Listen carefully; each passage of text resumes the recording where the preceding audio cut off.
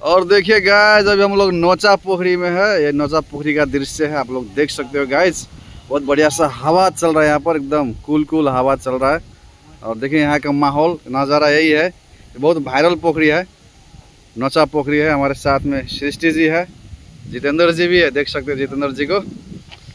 कैसा महसूस हो रहा है सर यहाँ पर आपको? एकदम दामी महसूस हो रहा है। फर्स्ट टाइम आएको यहाँ। फर्स्ट टाइम मनी फर्स्ट टाइमै हो। फर्स्ट टाइम आएको नौचा पोखरी, धेरै नाम सुनेको थियो। यहाँ भूत पनि एकचोटि आएको थियो अरे भन्ने हल्ला चलेको थियो खुब टिकटकमा।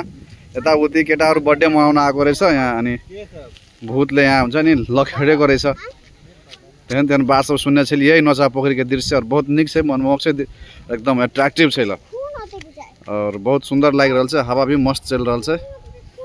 ओ सृष्टि, केन महसूस भर नौचा पोखरी में आके?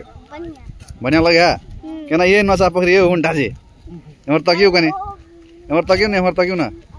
आदि कथी लिखल? लवर, लवर R+P लिखल छै। देखियो आदमी सब की कह दे छै, देखियो लवर पॉइंट के सो चिन्हल जाय छै ठाव के।